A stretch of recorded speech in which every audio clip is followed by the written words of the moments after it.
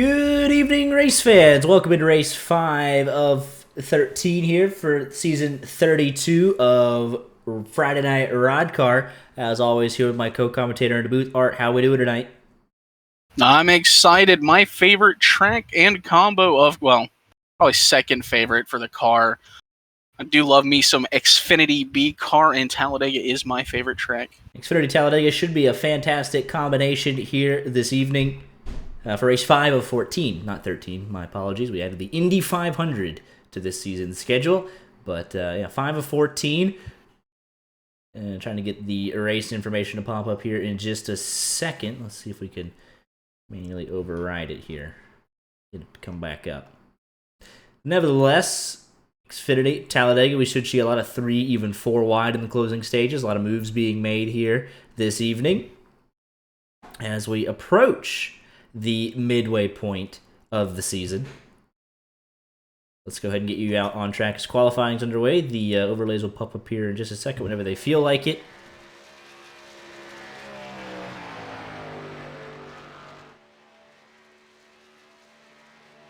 But an interesting outlap here from Gavin Newton. Is it interesting? It was interesting down the back straightaway, that's for sure. But race information finally popped up. Race 5 of 14 here for Season 32. 1 lap of qualifying for the 75-lap main event. 55% fuel capacity gives these drivers an estimated fuel run of 20 to 24 laps. 3 green-white checkers, with the third being the point of no return. And 1 fast repair, as always. Advancing from the LCQ earlier tonight, Blake Walker, Christopher B. Williams, DJ Smith, Ryan Falk, Timothy J. Moore, and Zachary Milano. To round out your field here this evening.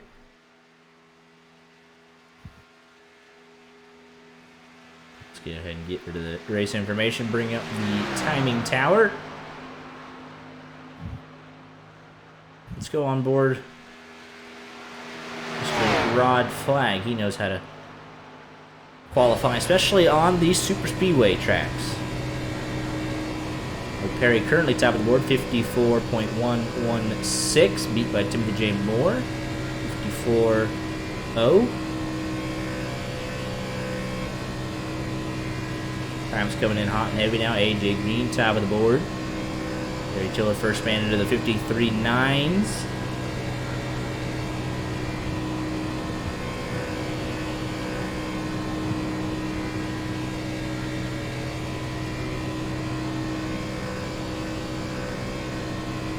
Just over 2 minutes remaining time to beat a 53.981. Rod Flag below the apron through the tri-oval, and Mr. Rod Flag going all the way up to P13. Michael Cozy Jr. on his outlap. Saying Rod Flag and P13 just doesn't sit right with me. Does not. Stephen Maggio to second, 54.03. Only Harry Tiller into the 53-second bracket. Never mind, Parker White joins him. Statistical tie at the top of the timing charts. Gotta go to the 10,000ths of a second bracket to break these two up. Yeah, 53.981 and a 53.982 by Parker White. With the 4th digit rounded up for Parker White, unfortunately. But here comes Cozy to start his one and only lap. Plenty of time to get the lap in. See the times across the bottom of your screen. Nobody going purple in the first sector, so Harry Tiller safe for now. Cozy always a threat. The 8-time champion, 32-time winner. Looking for that first one this season. DJ Smith goes 3rd quickest. The top 7 within a 10th of a second.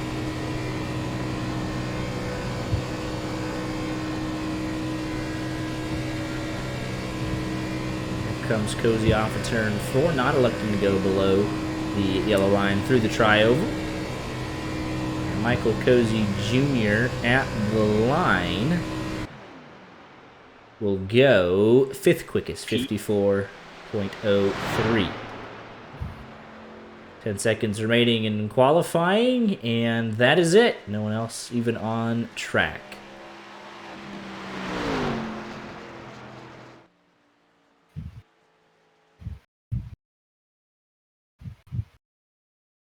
But we have a 35 car field here tonight.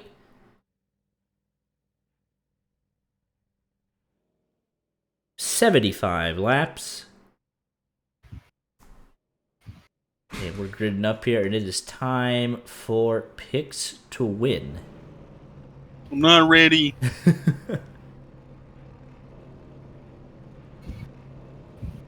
Maybe I'm ready.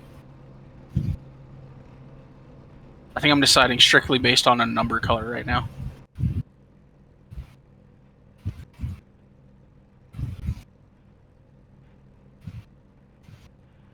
Yeah, I think that's how I'm going to make my pick. I've got it. All right, you got it in the bank. Hopefully I steal it, but go ahead and give me tonight.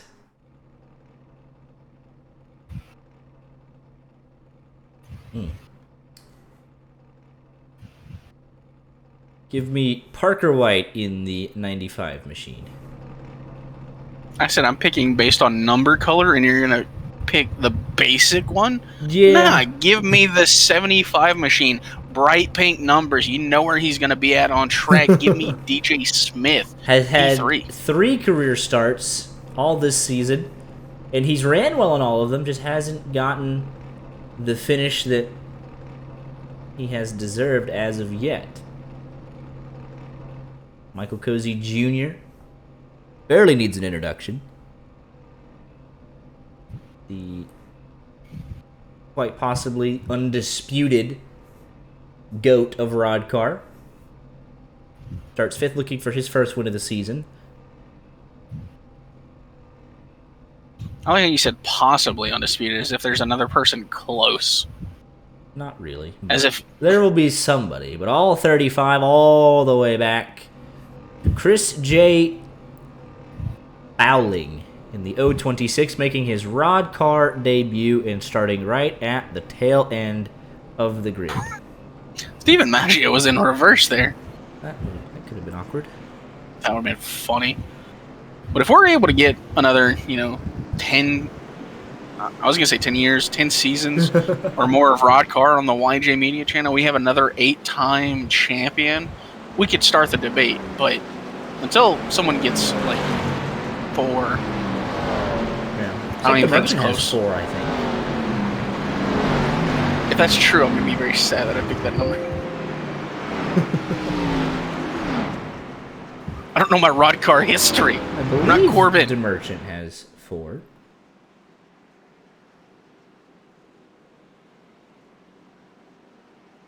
Go to RODDCAR.com.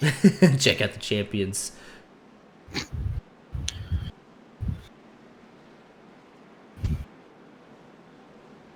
But Harry Tiller made his 100th career RODDCAR start last week. Still looking for that first career RODDCAR win. Starts on pole here tonight, so no better place to be at a super speedway than in the lead. Rod is going to have to fix his website. RODDCAR.com does not work. It says coming soon, future home of something quite cool. Rod, we've got problems. Oh, dear.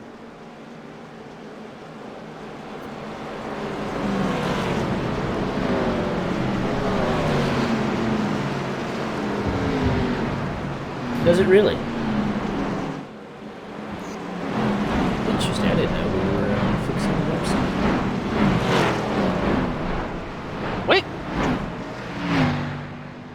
RODDCAR.com works for me. If I type in, what? R-O-D-D. He said no www. RODDCAR.com. If I type in www.RODDCAR.com. Yeah. What? No, going green. None of this makes sense. No triple W's, but Harry Tiller getting us underway here tonight through the Geico Restart Zone. And the 5th race of the season is underway.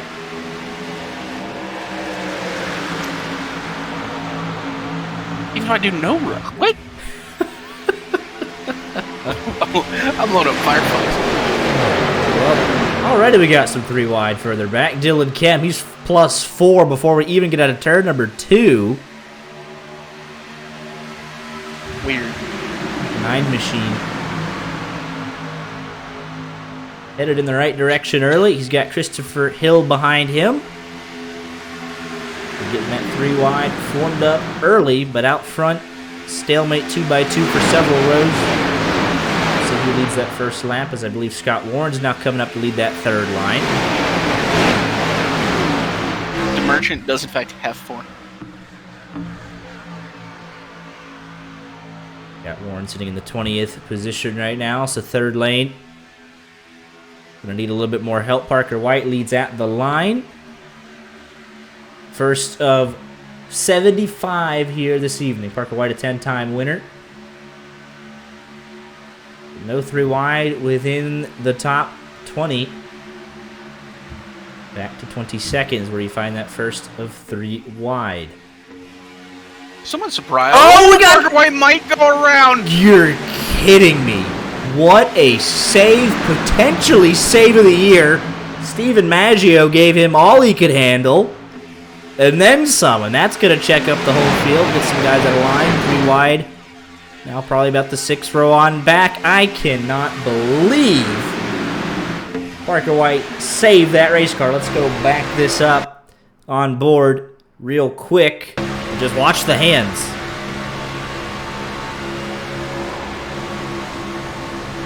On what could have been a catastrophic wreck. I don't understand how he kept that car going forward. Ooh, my goodness. Hats off to Parker White. That's self-preservation more than anything, but it also saved a lot of race cars from being torn up. I mean, that was literally the race leader.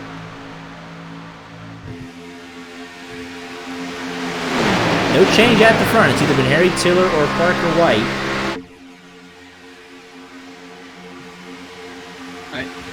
As I was saying before Parker White decided to put on a show for us, kind of surprised that there's not more 3 wide. The track does allow for it, you know.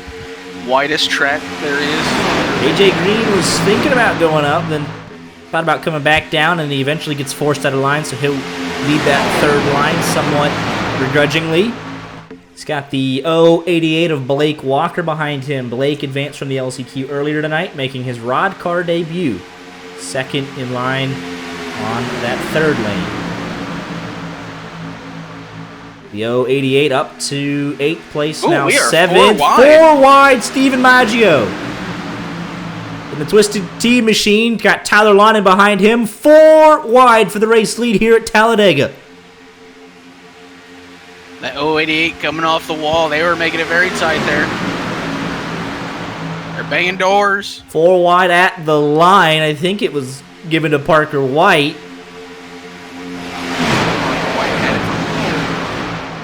a nose there. And all of a sudden that 4th line evaporates. Not that surprising that we're not 4x4x4, but we still are 3x3x3 for the second consecutive lap. As Parker White leads through the middle, Harry Tiller on the bottom, Steven Maggio up top. Let's go on board with Michael Cozy Jr. sitting in the 8th position. 3rd in line on the bottom. Nowhere to go.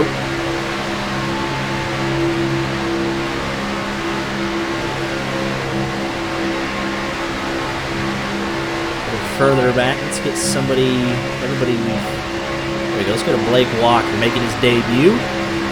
Starting 12th, that's where he runs right now. Let's see how close the margins are.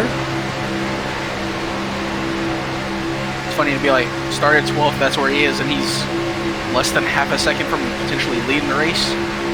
Like, it just takes a couple shifts, and he's right there. Absolutely.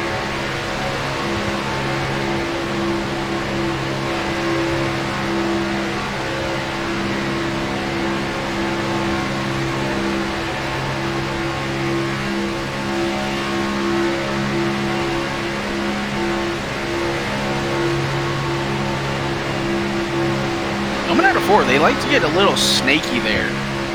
That's how they managed to open up that fourth line. Couple laps back. Corey Henry's going to lead the high side. I can see, like, there being a lot of problems out of turn 4 when these drivers get real antsy. There's a lot of room, little room for error. Yeah, absolutely. Currently, your biggest mover is Tyler Lawton in that 64 machine.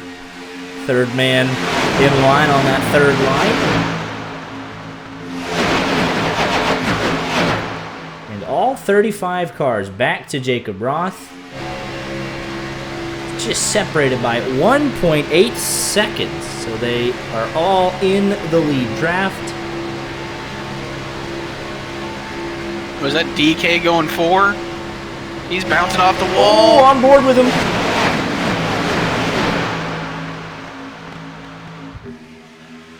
It looked a little sketchy, but they did recover.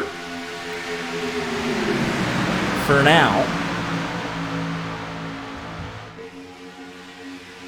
We'll see what this 81 machine elects to do, as that 95 wants to go middle to bottom. And we'll see what the 81 elects to do, if he wants to continue to lead that third lane, or if he's going to try and drop down. Zachary Milano now leads the middle line as they work out of turn number 4.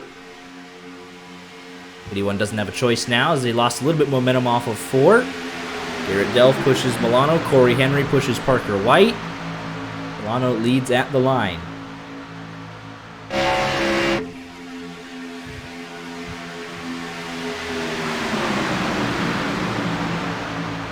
But pretty much how we expected this race to play out in the early going. Xfinity cars, very easy to make moves, easy to push with. Cozy dropping out of line a little bit further back.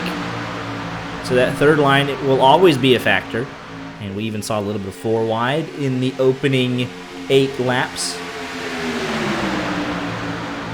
So that won't be out of the realm of possibility coming down to the business end of this race. Yeah, I believe, like, in the promo material that, you know, I put out there, I said we would likely be 3x3 the entire time. They've got the room, why not use it? Absolutely. Talladega, the beauty of it.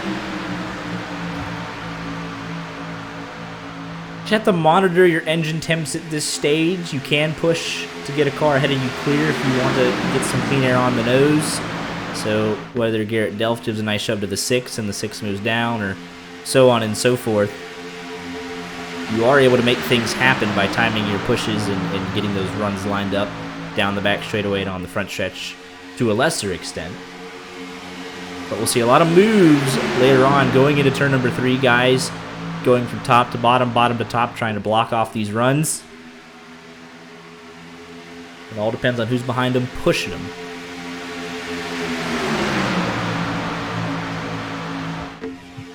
Almost halfway through the field run. So if this were to continue for another 10 laps, that third line would have to capitulate first, and then eventually the guys from the second lane would have to find a home on the bottom.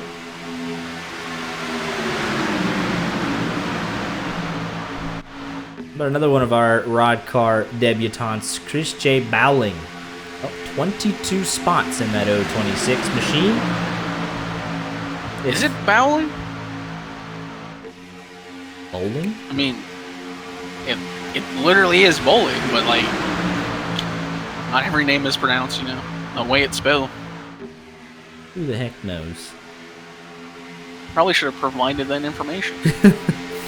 They might have provided that information. Showed up an hour ago. Made it through the LCQ.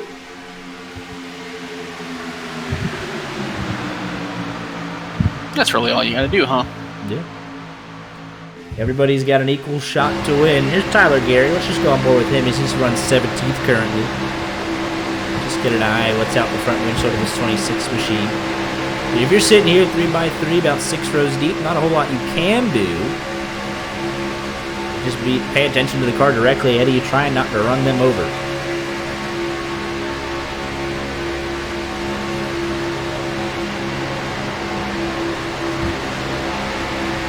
See a little movement back and forth between the lines. That's all right.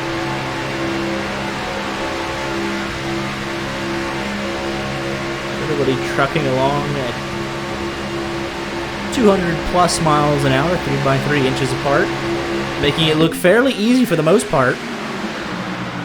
Every now and then you have moments like I believe Delph just did. I got a bad touch. It was getting pretty dicey between him and the guy in the second lane, or second in the second lane. It's just interesting that all 35 drivers separated by exactly 2 seconds. Everybody in this lead draft, so that'll definitely mean green flag pit stops will be unpredictable, to say the least, especially considering 27 of the 35 are only separated by 1 second. Just making it all finally goes, wrong. They'll all be in it. Pretty much. Jacob Roth will just slam on the brakes, last car in line, no one behind him. If something were to happen, if something does happen in the next 10 or so laps, it's going to be big. Huge, even. The race lead and pretty much everywhere on back to at least the top 20. I was gonna say, I found myself in a situation where I was like the last car, or in my situation, the second to last car in the lead pack, and I was stomped on the brakes, and guess what? I still got run over by the guy right behind me. So Garrett Delph actually was one of the first to make that top-to-bottom move. Got a great run down the back straightaway. So dove off into turn number 3. He's going to lead the inside line. Bonus points for the 31. If he can hold on for a couple hundred yards through the tri-oval. I think they're starting to really settle. Parker White, he had the opportunity to go up, lead that second line, potentially take, the point away. But I think they're just preparing. The third line starting to drop back just a little bit. Lonin has really been tucked up tight behind the 81 Amaggio. So it's understandable if he needs to kind of cool off just a little bit with the engine temps. We haven't seen a whole lot of change in that third line. It's been Maggio leading, Lonin behind him. For the last handful of laps, we've seen more change on that middle and bottom lane, so they're able to kind of exchange engine temps and whatnot. Push a little bit harder.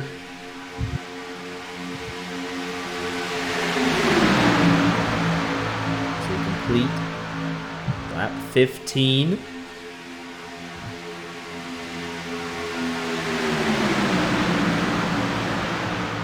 Everyone just kind of holding their breath. Can we get to green flag pit stops, or does the whole field explode before then? And that's what a lot of guys at the back, Jacob Roth, Clavitt, Mud Flag himself, just kind of hanging out, seeing if they can hold on or not, because, you're only 1.8 seconds off the lead. And you can see there Lonin in that 64 machine took a peek to the high side of that 81, not to pass him, but to get some cooler air on the nose, cool down the engine a little bit. Taking another peek there on the tri-oval. He's been consistently second car in line and started to overheat just a little bit. Don't need another Dylan Dreiling incident. Or we've seen multiple drivers do it recently. Yeah, we had a couple last week even. Maggio will finally duck down in line, so that'll free up plenty of air on the nose of the 64. And it'll be Scott Warren's turn to kind of push that third line up. Whoa! 026 was thinking about a move. And ducks back in line in front of the 81 Maggio. Got 4, 5 cars. Maybe there's a little bit of a gap between Cozy and the next closest car behind him. I believe that is Ashton Schleich. And 68, not really tucked up behind Cozy. So just 4 dedicated cars working that third lane. And they have pulled even with that second row. What a great opening stint. 3x3 the entire way, pretty much. We had a couple of 4x4 for 2 laps. And you asked the question, will they blow it up before we come to stops, or will they blow it up during? I think it likely going to happen during stops. Yeah, I at this point, really about 4 to 6 laps away. But they are getting a little bit more aggressive even as they're coming to pit stops. The gaps have closed up a little bit. Start to see a little bit of side drafting. Especially from that second and third lane, because you would love to drop down if you can, and that's exactly what Mo Perry's going to do. You want to be on the low line, coming to pit stops, especially if you can lead it. Exactly what Mo Perry did. Now Chris Hill will lead the middle line. Lonen's still leading that third group. But you can see there's a lot more cars on that bottom lane, even all the way back. So guys are starting to get in line the further back they go. Because if you're 7th car in line in the middle, there's really no point or no chance you're going to get to the front and cycle down in front. So might as well find a home wherever you can in line on the bottom, and that's exactly what's happening further back. I think that's 026 or the 11. You'd love to get pushed to the front, drop down and lead that inside line. You have a straight shot to pit road.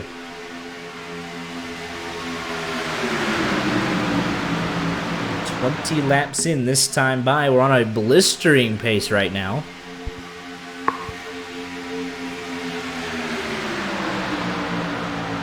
At 11 to the point for the first time. He should make that move to the bottom. And that's exactly what he'll do. Ooh, contact! We're going to be 4. That 026 shuffled out Oh, onto Parker White. White, and there goes trouble. Caution is out for the first time tonight. Schleiss going to get turned back up the racetrack. Blown engine for somebody. And that all started with the 026 machine. Chris J. Bowling. Ended up being a bowling ball there, but let's take a look at what happened for your first yellow of the evening. Oh, I think I found our blown motor. Maybe? Yeah. Let's back this up. A little blimp view here. Did a nice job pushing that 11 to the lead. So they head into 3. Yeah, let's see. Does he get a little help here from Parker White? Let's take a look.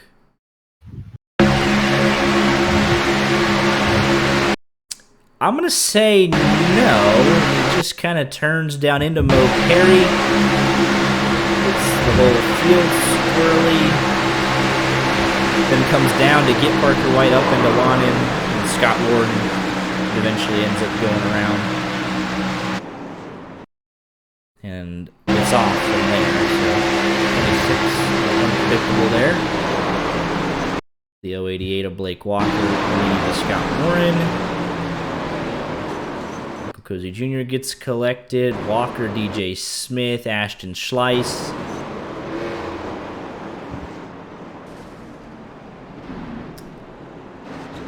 And I think you're right on who the blown engine is.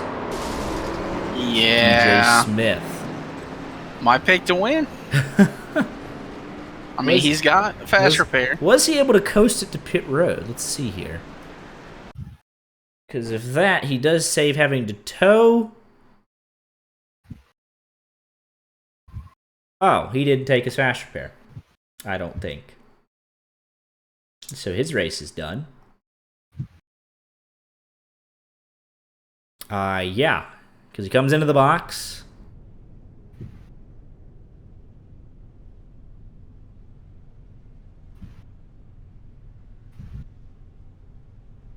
Oh, he doesn't make it. That's so sad. Never mind.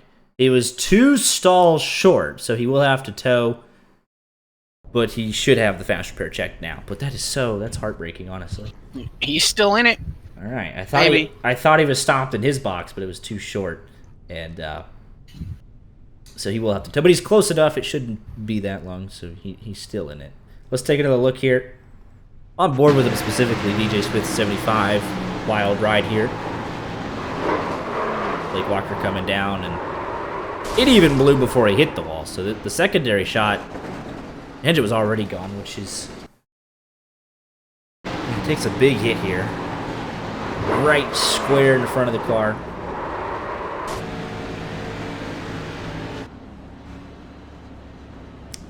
on board with Scott Warren.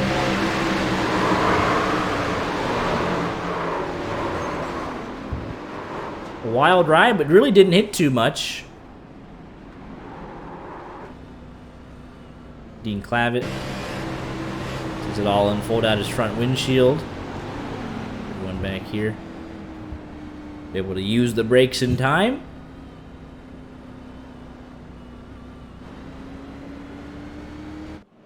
Jaden Carter stayed out to lead a lap on that last lap, and then he'll come in for service.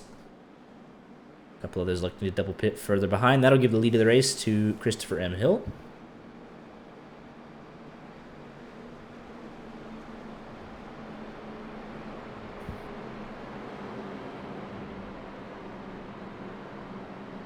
Perry up to second.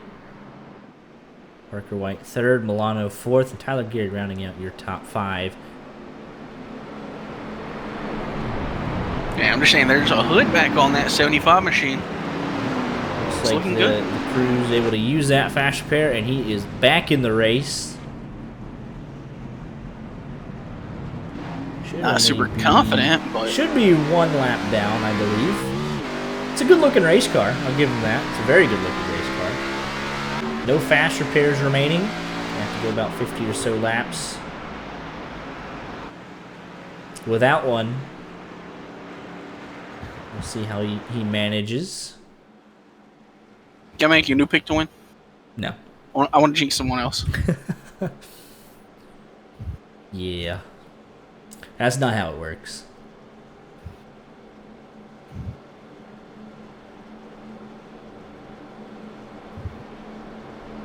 Well, 35 cars still in the race. Third of the way through nearly. One caution so far. On lap 20, Chris Bowling into Parker White. Send him up the track into Tyler Lonan, and then that eventually caused a chain reaction, and a whole host of others collected. Scott Warren, DJ Smith, Michael Cozy Jr., and a couple of other drivers involved. That 75 of DJ Smith will only be one lap down, so he doesn't even need to take the RODDCAR wave around. He will be the lucky dog if and when we get another caution here this evening. Pace car is off. Christopher M. Hill, your race leader, chooses the inside. And he'll get us back underway through the Geico restart zone. Lap 24. We're back underway. Over under a lap and a half before we go 3 wide again. Under. Slamming the under. We're already 3 wide. Yeah, it wasn't even a corner. I mean, it's not really full-fledged 3 wide. It's just... It was for a second before he fell back in line. We were 3 wide before he lost all his momentum. All right, let's see when we get full-fledged, because he's still looking. He just has no help. He's just being an inconvenience right now. Inconvenience to your prop bet. And now we're 3 wide again. There goes Jacob Dunn. So that's true 3 wide right there. And we'll give it. I'll give you the official quarter. Would it be true if he's just dropping that a lot? He's 3 wide, is he not? Spotter's saying 3 wide, 2 inside. So yes, that is 3 wide. I don't accept it. Well, it was 3 wide, literally.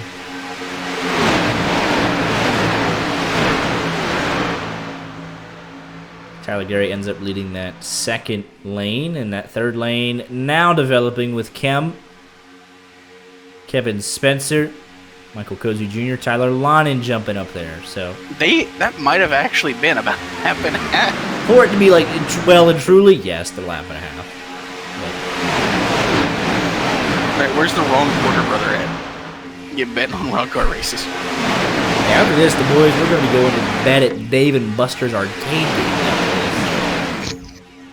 Unbelievable announcement. Could you imagine? Over under 30 on Papa Shot. I'm just going to financially ruin myself on air hockey.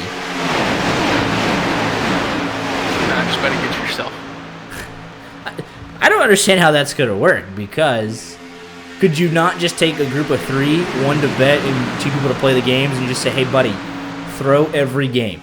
Like, on purpose, we'll split the winnings, right? How are they going to enforce any of this? Like, I'm going to bet on an arcade game of air hockey, and I'm just going to walk away. Like, I'll bet on myself to lose, and I'll just leave the table. Gambling is flawed, fundamentally. What's not flawed is a crank it up, and let's crank it up for the first time this evening. Friday Night RODDCAR, Talladega Xfinity cars.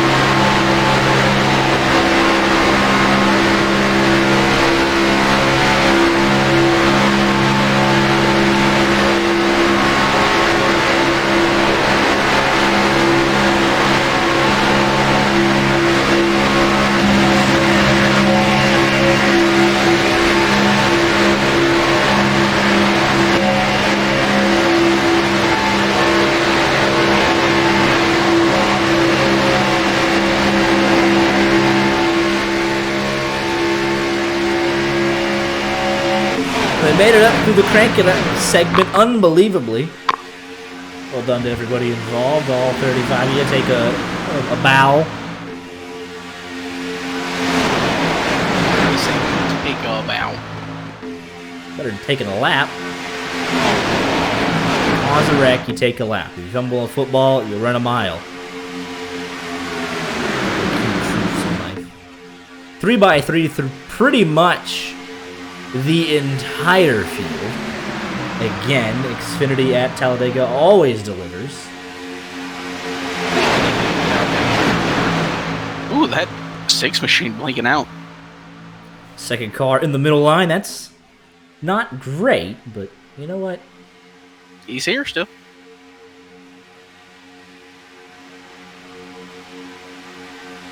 I say he is here, then I look and see that he lives in Ohio, so I don't know if he is here. Physically, he's even really over. But psychologically, mentally, Ohio, I don't know.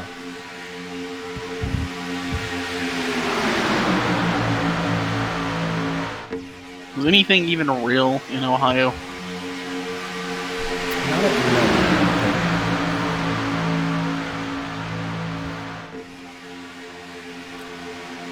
Curious on the DJ Smith strategy, and yeah, he said, I'm the only car 1 lap down. I have no fast repair. I'm going straight to the back. So, not a bad deal there. James Mendez, last car, on the lead lap.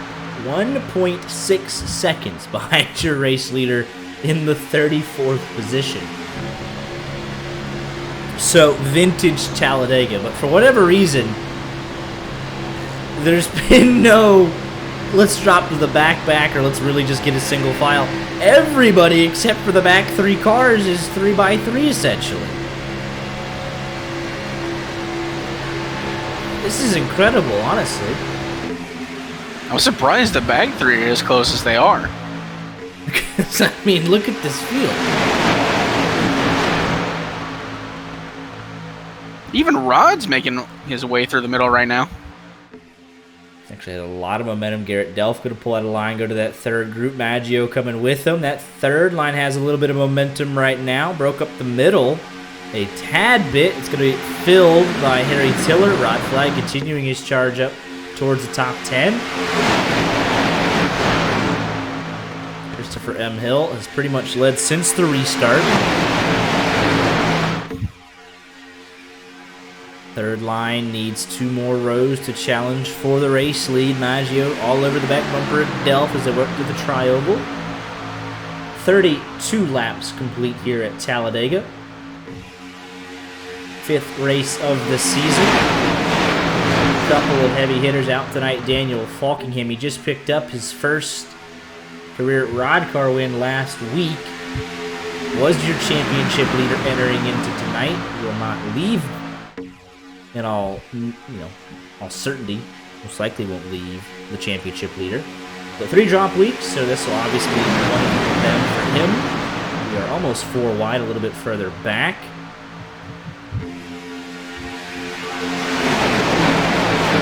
Also not here tonight. Definitely a couple of heavy hitters. Your season 29 and 30 champion. For Falkingham won last season with an incredible display of consistency.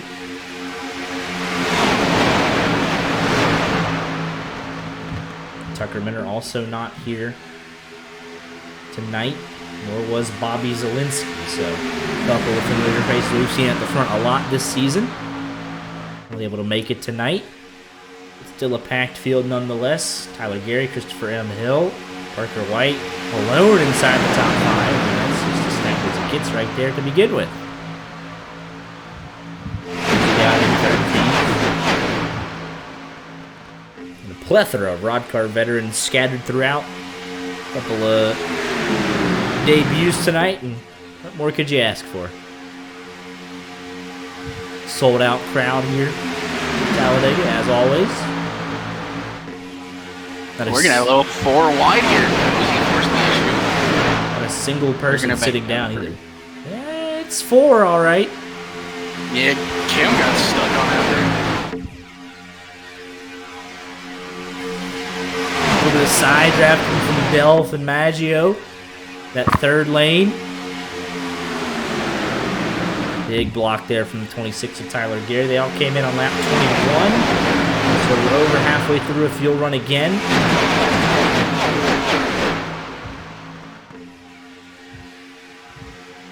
Ooh, they're getting close there. I think that was with Cozy. Cozy looking up under Harry Tiller. Forcing the helm out. Tiller leads that third line through the middle. Tyler Gary on the bottom.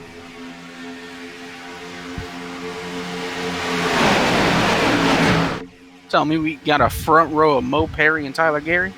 That's indeed what I'm telling you. And Harry Tiller, 101st career start tonight. No wins. So we're going to have Harry, Perry, and Gary? Yeah. Leading your first 3 rows.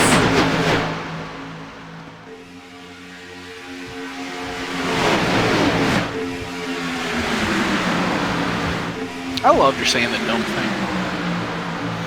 I believe that's Tyler Lonnon jumping out of line trying to get to the back. You weren't the only one thinking it. It doesn't take long to get to the back. Yeah, with 1.8 seconds back to the last car on the lead lap. DJ Smith another car left behind. So 1.9 to go from first to last. So it does not take a lot to drop out of line if you want to. Gabriel Dahari electing to do that as well. Oh, here we go. Trouble down the back straightaway. Everybody scattering, parts flying everywhere. I mean, you just said Gabriel Dahari trying to drop back, has the action fall right in front of him. That Cozy around again. So yeah, Christopher M. Hill and Cozy both involved. Second caution of the night. Let's take a look. This is going to come from that 6 machine jumping up to lead the third line. Zachary Milano in that 6. Jumps up in front of Harry. Tiller was getting hot, most likely behind Harry. It's a bump, can't handle it. It's a little off-centered from Tiller. Nonetheless, down into Cozy. Cozy down into Christopher M. Hill, Parker White. Hill coming back up the racetrack. Oh, Gabriel Dehari, big hit on AJ Green. Jaden Carter nowhere to go. Scott Warren nowhere to go. I believe Dehari might have dropped out of line because he was having internet issues. He is full throttle through the wreck. So I think that's because he dropped due to upload packet logs. So he just his car, he was gone, but his car was still here. Yeah, so takes out AJ Green, punts Cozy off the racetrack. Dylan Kemp, I mean, look at your rear view. Hey, that was a heads-up piece of driving right there. Oh my goodness. Kemp says, I'm getting out of here. Holy cow. Yeah, literally, it's well after the caution's coming out. That's funny. Look at the rear chase on this one. You just avoid all of that. You see just everybody scattering. You got a yellow and black missile coming right at you. And you're like, wait a minute. Missile. Yeah, let's take a couple more looks at this. Back to the back. Perfect. Yeah. Picked the right time to hit. It honestly, not a whole lot of damage here for the 11. He kind of got spun around a little bit. It doesn't look like a whole lot. Cozy got the worst of this for sure. Let's take a look here.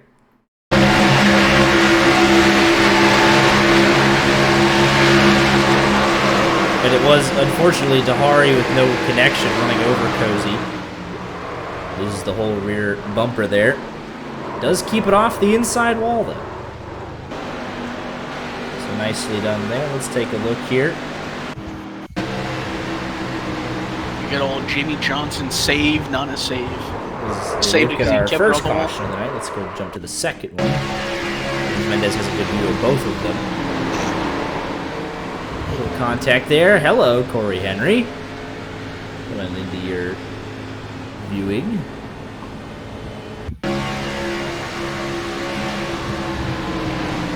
A little bit of a... Oh! 26, lucky to be in one piece. Tyler Lonan says, I got out of Dodge at the best time, and I'm inclined to agree with him.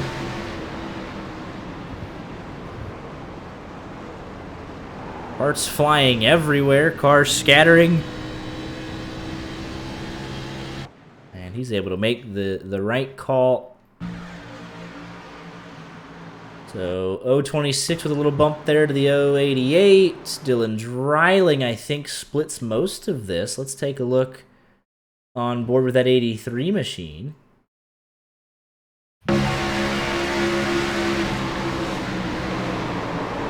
And he is going to go right through the middle of that. Well done to the 83 of Dreiling. Very good. So Gary will lead the field out as we hit lap 40. Past halfway. Only 2 cautions in the first 40 laps. Palm Beach State College.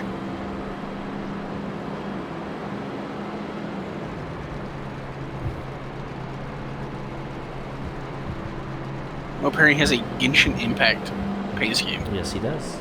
I'm disappointed to say that it actually looks decent. But that's just because, you know, Mr. Perry paints as good as his job.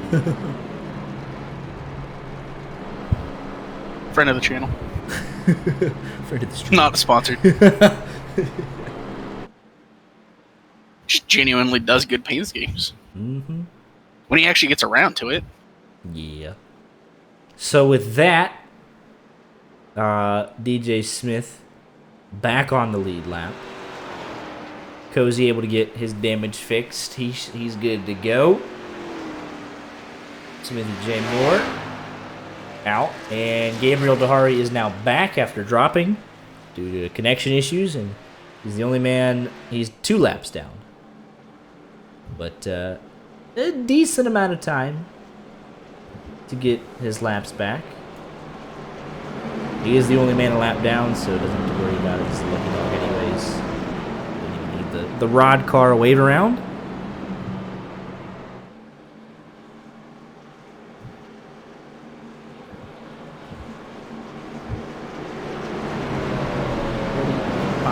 Drivers, 40 laps, all still in it. And your pick to win back on the lead lap here, Art. I still have faith. I totally didn't try and pick up their driver. He ends up winning this thing somehow. You say, you know, I always believed in you. I knew it. I knew you had it in you. I'm a true believer in DJ Smith. Art believes in DJ Smith's supremacy as Tyler Gary gets us back underway. Lap 41. And we've been 3x3 literally the entire race, except for the caution periods. So I'm curious to see how we can ramp up the intensity. 4x4. 4x4. I mean, we saw that they could do it pretty easily.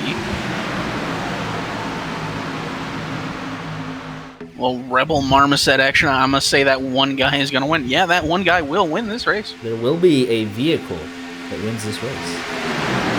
The person with the number on the door is going to win. It'd be really funny if someone that we hadn't seen yet has it on the quarter panel. There's a big old gap between Dylan Cam and Scott Warren, so I'm not sure what happened there. I'm going to jump back to whoever that car is because they are. Is that Scott Warren not going forward? Looks like he's holding up that inside line pretty significantly. Yeah, there's a lot of damage on that car. There's a lot of damage on that car. On the nose, so not quite fixed yet, and on the rear as well, so struggling a little bit in the draft, but he's going 193, but it just takes him a minute to get there. I want to add on to what Rebel said. I can guarantee a Toyota, a Chevy, or a Ford will win this race. I really thought Oldsmobile had it in the bag tonight, unfortunately. Yeah, Dryling's not running that this time now, is he? Yeah. Here's my Pontiac. Race Buick schemes. I saw someone making an Xfinity scheme that was built on it. I would rock it. Cozy back here. 33rd, just kind of hanging out. Has been involved in both of the cautions tonight. So luck just not going his way. DJ Smith, no fast repair, also hanging out. And the lap car has had some internet issues, also hanging out at the back. Probably good idea. Seems like Cozy's golden Porsche has turned into a magnet. At least tonight it has.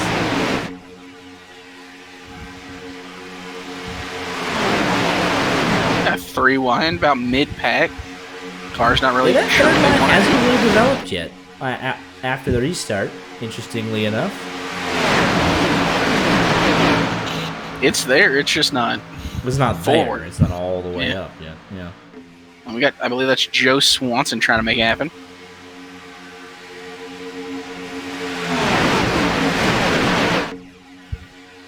And he's now back out. Parker White will lead the charge now. What a Dean Clavitt top 10 Parker right White in a great position to take over the championship lead here tonight. Falkingham obviously not here. So Parker White came into tonight 20 behind. He's led some laps. So essentially 19 behind before we figure out where he ends up tonight, position-wise. So we'll most likely, at least a 50-50 chance of getting more than 19 points. I think he'll come out of here the leader. Scott Warren, 25 behind. James Mendez, 28 behind. Gary, 30 behind. He's got a chance to move up. Potentially, Bobby Zielinski came into the night 6th. He's not here tonight.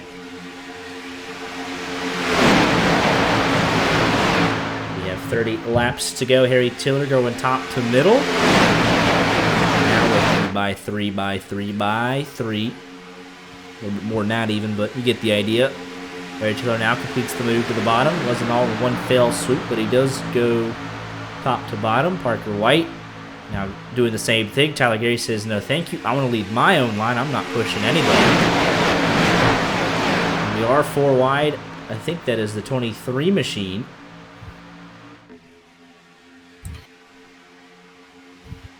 Getting hung out to dry there. Of Hunter East. Can we break baseball news on RODDCAR? I don't see why not. Luis Arias has been traded to the San Diego Padres. Interesting. Oh, we got a big wreck just behind the leaders. Oh, wow. I started talking about one other thing, and they're like, Posey's destroyed. Scott Warren's destroyed. Kevin Spencer's destroyed. Jaden Carter's missing a whole front clip. Yellow out immediately for our 3rd caution of the night. And what the heck happened here? These really aren't drivers that I would expect this out of. It's Kevin Spencer and Cozy. Ooh. Yellow is out. That's not the best look at it. But here's Jaden Carter. And yeah, there's pretty easy to find the culprit there. A little bit of a checkup. And it looks like Cozy doesn't get in there, but Spencer comes up into him, gets himself hooked. James, oh my goodness. It gets really violent really fast.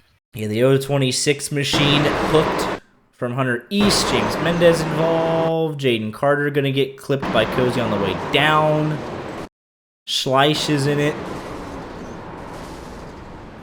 My goodness, that was vicious. Holy cow. Man, I can't see a view good enough to tell.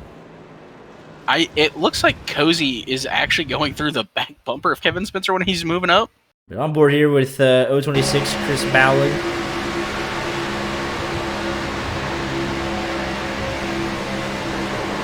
Hooked. Nothing he could have done. Engine blown immediately. Corbin, why are you going to redeem a crank it up? And Hunter East actually goes through his vehicle here. At the end of this. That is, that's a view. Let's go on board with these drivers through this.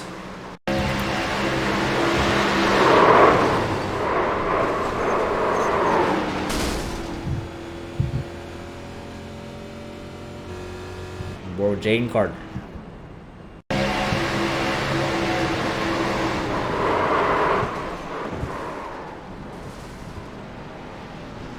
That really is just one of the worst feelings when you just get a little tapped in the right rear and you're just like, it's outside wall for me.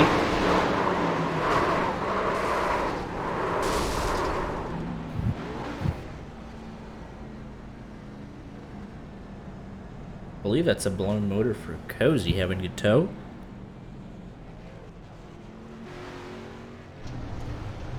Brandon Cruz, Monsivius. It's a front row seat to this. And that was Cozy's motor that blew. 55 able to check up just in time.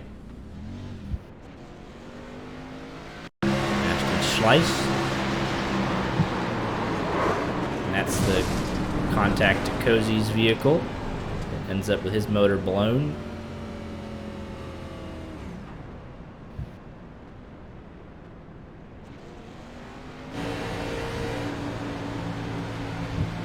And that was a wild one. Joe Swanson stays out to lead a lap. Picked up his first win of the season.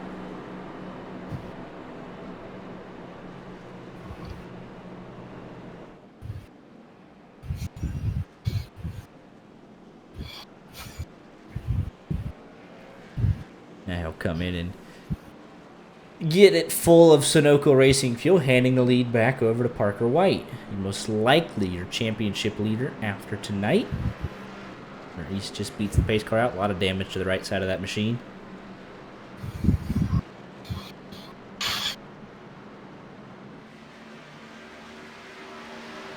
Three cars, one lap down. Gabriel Tahari, Chris J. Bowling, however you want to say it. And Michael Cozy Jr. had to take a fast repair there. DJ Smith's not a lap down. No, he's not. No, he is not. Still got faith. Got to reassure myself of my faith. He's still believing in the DJ Smith supremacy, so there you go. Tonight, when I lay my head down and go to bed, I'm going to pray to DJ Smith. Oh, boy. We will, regrettably,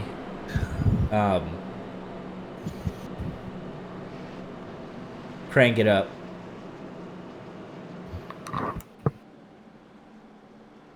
Corbin Simmons did request it. His hard-earned channel points.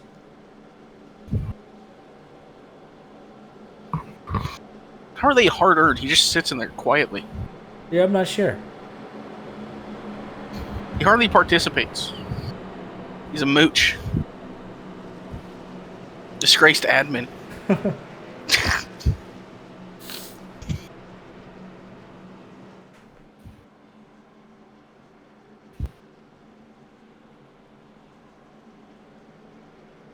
It'll be pretty close on fuel from here, but I don't expect anyone to stretch it. I do expect a couple more cautions till the end, so I think it'll be a moot point. Anyways. Pace car makes the gradual left-hand turn. It's nice to give him a break from those sharp left-hand turns, let him kind of take it nice and easy at Talladega. But here we go. For the restart, Parker White, Tyler Gary, your front row. And we'll crank it up here. We're back on the way.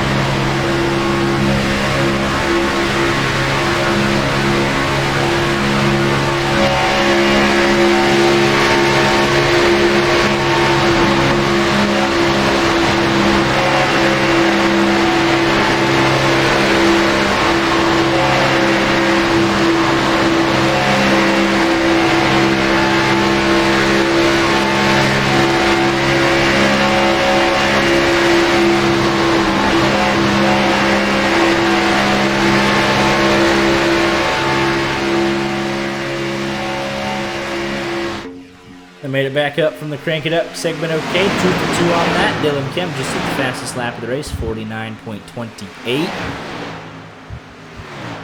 And he's already looking at being that third line. 3 cars, maybe 4 there. A couple peeking. AJ Green leads the middle line. Tyler Gary on the bottom. Gary started in the 25th position. We're back up to the point. 24 laps to go. Fuel window will open here in a lap or two. I'll expect everybody to just run it out till the next caution and or splash and go at the end. I think they can make it. like pit stops. Pretty much the only thing we're missing from this race tonight is Lonin taking a peek 3 wide. No one going with him. Yeah, that's a free spot if they can shuffle him out. That's exactly what they did, but he got out of the pack at the right time last caution, so we'll see if this is foreshadowing or not. They are pretty squirrely down the back straightaway. AJ Green to the point. Mo Perry pushing him out in front. Green comes down to cover.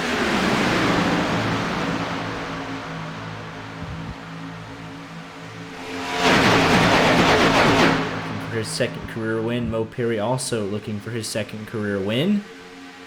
Steven Maggio in the 81. He had 2 RODDCAR starts, got a top 5 in one of them.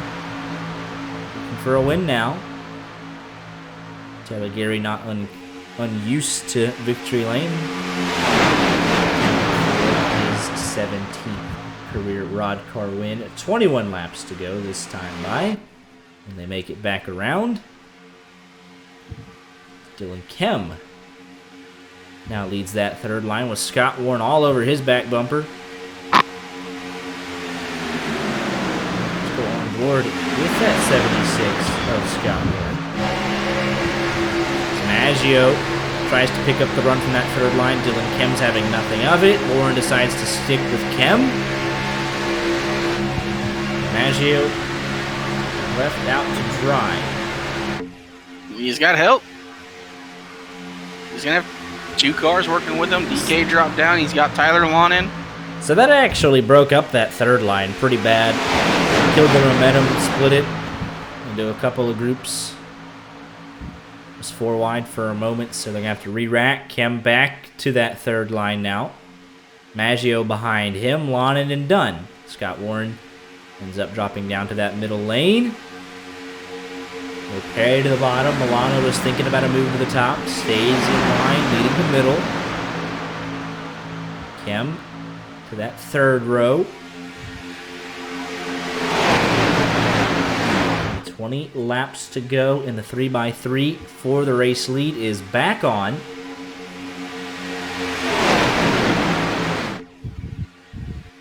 Got 3 lanes, pretty equal.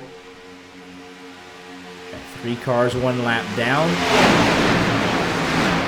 Cozy well out of it with Kevin Spencer and DJ Smith.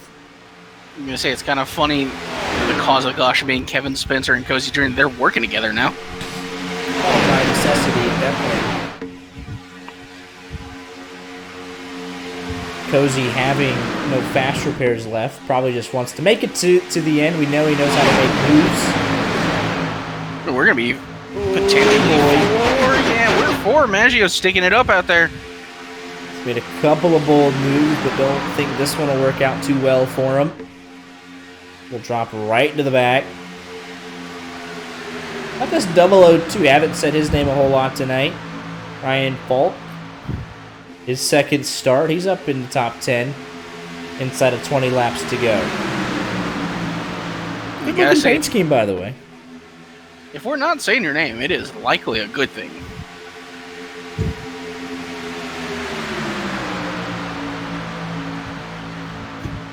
All even down the back straightaway. Corey Henry, an aggressive move to the inside of Zachary Milano. Breaks up that middle line for just a second. Falk coming to the 8 of that 6. Dylan Kem has relentlessly tried to get that third line clear, at least himself clear.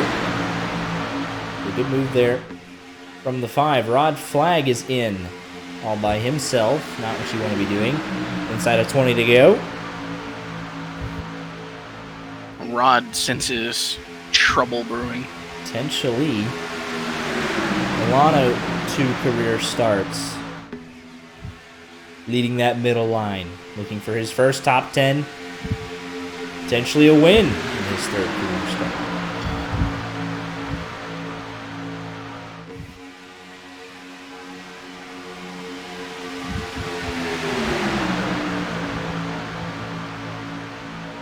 Let's see what that 002 likes to do. He is now clear, and he will come up.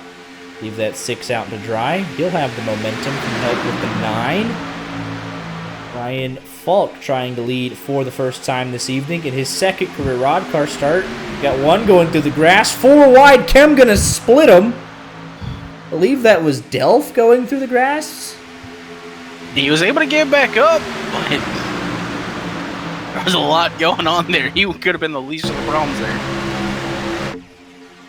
It's like a little bit of contact with Christopher M. Hill. And I think he'll even still be in the lead draft. Yes, he will.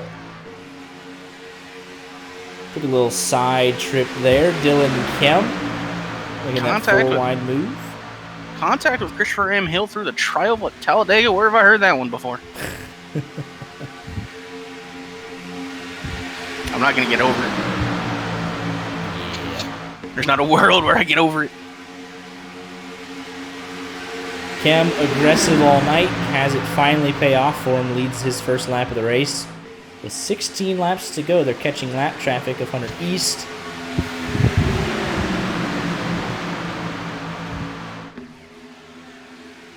And at least 6 rows deep, a 3x3x3. Lonan has the advantage. Jacob Dunn with a good push. Scott Warren tucked up underneath him. Hunter East going to have to go below the apron. Lonan going top to bottom. A little bit of a miscommunication there between himself and Parker White. We'll get away with it for now. They weren't sure if he was going to stick middle or... There we go. Green flag pit stops. That 9's going to be in there hot. The 83's going around. The 68 missed. Everybody, but didn't get on pit road. And a disaster of an entry for a couple of guys. Going to take them out of contention if we stay green. It might legitimately be one of the most impressive missed pit stops by Asher Slice. He also missed his box. Oh, man. Here comes Dylan Dreiling. Having to pit around Hunter East. And does he end up getting tagged by him? I think so, yeah. So that lap car, worst possible. I don't think he knew they were going to pit until they came off of 4, but still not where you want to be. Slice just came in so hot. Doesn't hit a thing, by the way. Now that's what you call slicing and dicing. And Zachary Milano from the lead. Pit road speeding penalty. I thought that M6 machine was getting there hot. I was going to say something about it. I saw Dylan Dreiling just spinning. So he's going to come out a big loser here.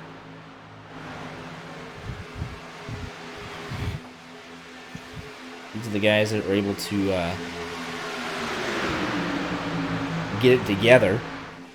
Yeah, Dreiling, he didn't even bother once he got spun. He just gathered it up and left.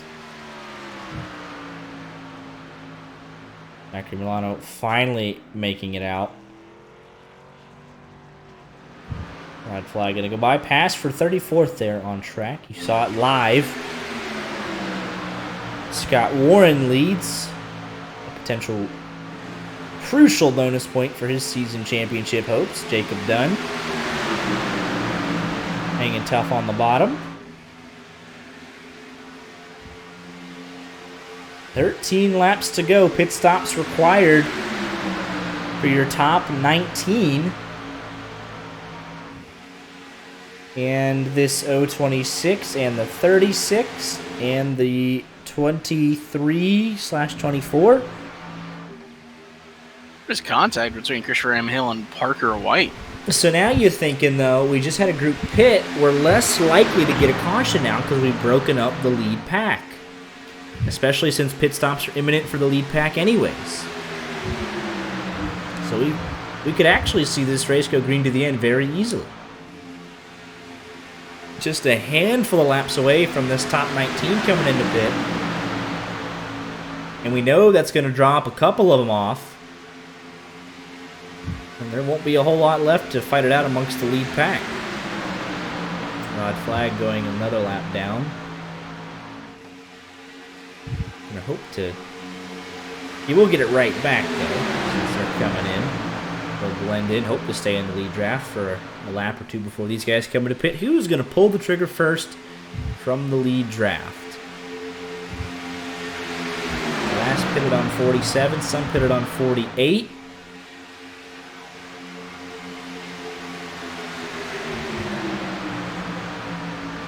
So they got a couple more laps in them. But this group back here, they are infighting a little bit. I was about to say, that's not going to make them progress. They are 36 seconds behind your race leaders. James Mendez now leads this group from Tyler Gary. And this is a group from 20th down to 28. 36.8 seconds behind your race leaders. Don't want to be squabbling too much, if you can help it. But it's actually a top 16. Kevin Spencer, DJ Smith, Cozy. Yeah, he's still in it. Still a believer. Only 10 laps to go. 28 cars on the lead lap. Varying strategies coming down here to the end of this thing. Only 5 cars on the outside. So pit stops are imminent. Scott Warren, an aggressive move in front of Jacob Dunn. Now only 4 cars left remaining on that top side. The 026 going to have to push really hard. And even Gavin Newton dropping back, so it's essentially 3 cars. Everybody else on the bottom, 13 v 3.5. I'll give Gavin Newton half. They are making some decent headway. Christopher M. Hill, you know he's going to drop down if he gets clear. Not indebted to that 026 whatsoever. He's a lap car. But he would love a little bit of help right now. He's going to get it down the back straightaway. Maggio's going to be left. Ooh, we've got a caution. Change everything. And what in the world brought out this caution? Harry Tiller. And we wrecked in the second pack of 8 cars.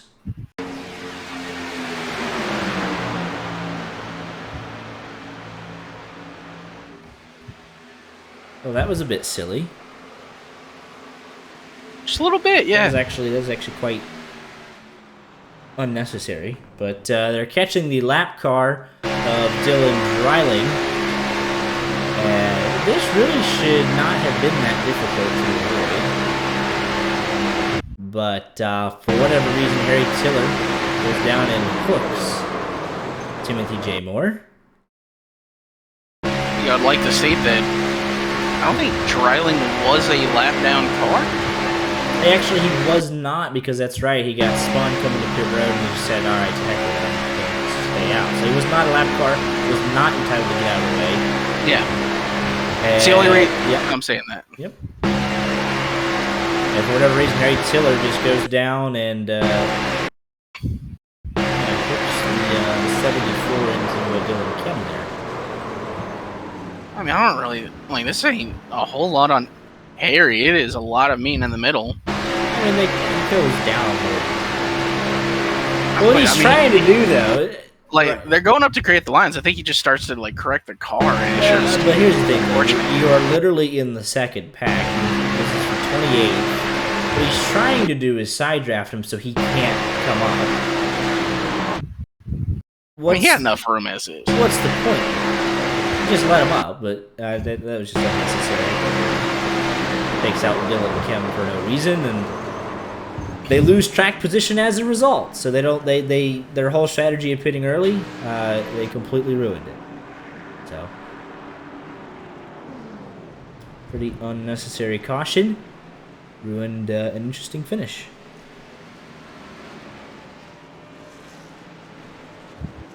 A couple of those guys from that group are going to stay out.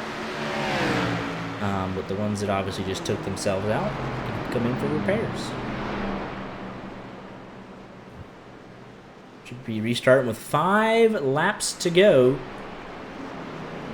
That is huge for a lot of these guys that were a lap down. Milano East flag bowling. Just call them bowling. It's funnier that way. So they're back in it with one more caution. All 35 cars still in this race.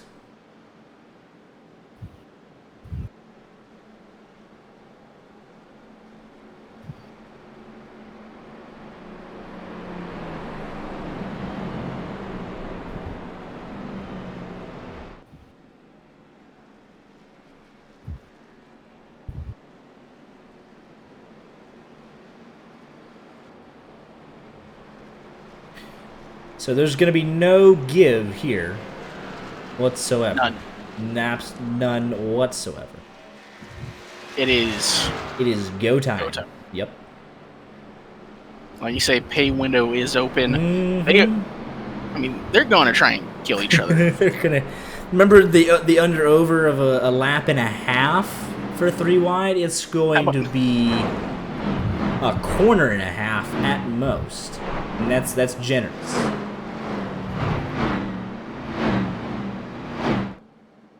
Like Forcing just coming in chat randomly. Ran out of talent. Mm-hmm. Yeah.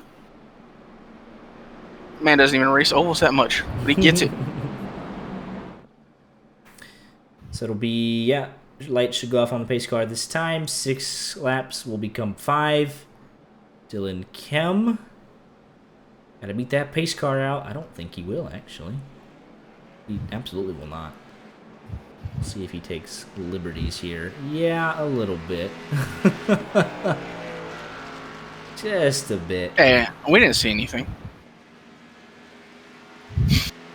Driver update redemption for Chris Bowling in the 026 machine, making his RODDCAR debut tonight. Started dead last in the 35th position, caused the first caution of the night. Since then has settled in, ran a good race, and just kind of got off sequence with pit stops, and he runs 27th, 8 spots. If we're ever able to get him in a voice chat for a post-race interview, like, we've got to ask him how he feels about bowling. Yeah. Like, he's likely tired of it and has gotten it. I don't care. We're new and interesting people. So. Yeah, we're interesting, right? What do you mean by that? I don't know. I do not know. But 5 laps to go. 32 cars on the lead lap. Zachary Milano, Rod Flag, and Hunter East is 2 down. So Milano, Flag, 1 down. East is 2 down. So not looking great for Hunter East at the moment. It's a lot of help. Currently praying for my guy. DJ Smith, finally back in it, 23rd. I picked Parker White. We'll restart 10th. Could be the final restart of the night. It probably won't be. We really got to hate cuss and want to go bowling in chat. Tell your friends to get in here. You're going to witness a wild ending. iRacers have friends? The RODDCAR season.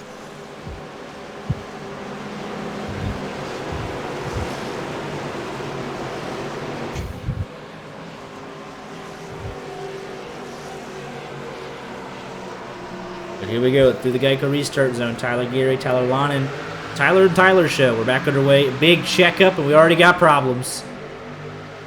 Oh, we were close to 4.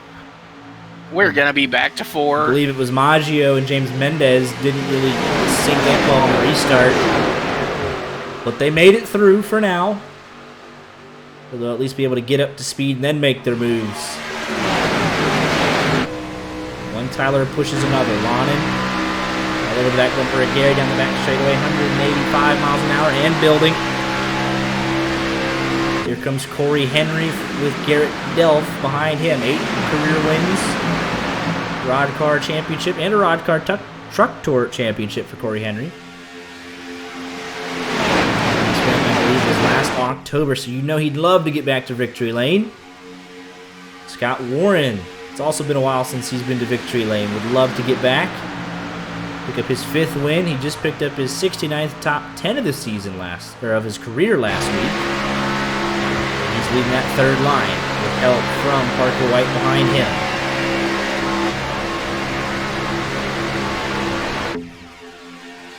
Jacob Dunn in the mix. Mendez and Swanson, third cars in line. Steve Maggio already in chat, overheating. So pushing that car hard. Chris M. Hill, Swanson, not a good connection there. Scott Warren, top to bottom, almost got himself turned off the nose of the 5. He'll lead the bottom line. Coming to 3 laps to go, this time by.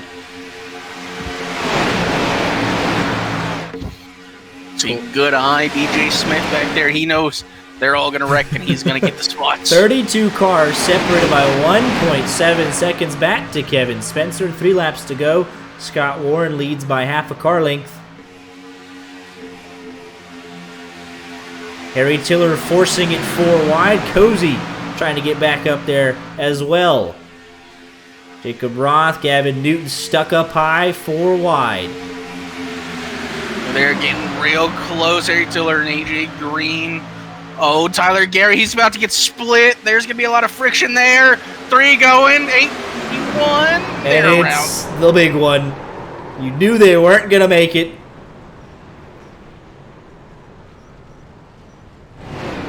The whole back half of the field exploding.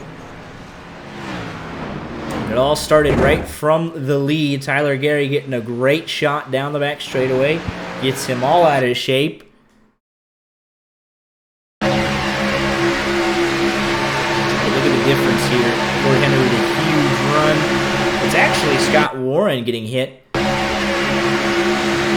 From the 64, sends him up into Tyler Gary. Right in front of Corey Henry. Dell, big checkups. And then you take it further back. And big problems. Ooh, and they wrecked for a while after this. Oh my! Dean Clavitt gets destroyed By almost. multiple people. So yeah, there was a secondary wreck after this. But the initial one, you can just see the checkup in the outside line. We'll play this at a quarter speed here. Gary up in front of Delph, Parker White checking up, Dunn checking up, Christopher B. Williams checking up. It eventually gets Jacob Dunn out of shape, down into Maggio. Parker White, great avoidance there. Dean Clavitt just loses it in front of Ryan Falk. Falk not able to check up. Is he a loser, or is he trying to get out of Dodge? Well, he on the apron, he is. Yeah, I don't know why he went down there. Then he comes up right in front of Falk. Net code with the 487. Dahari into Dean. Visconti really flying in there late. I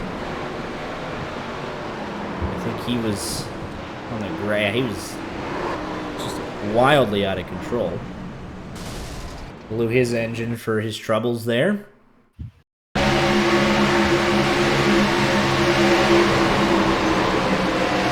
So let's take a look here. Involves Stephen Maggio, Dean Clavitt, Jacob Dunn, Christopher B. Williams, Jacob Roth, Harry Tiller, Gabriel Dahari, Christian Visconti, Chris J. Bowling, Zachary Milano. That's a lot of torn up race cars. Ashton sliced through the grass.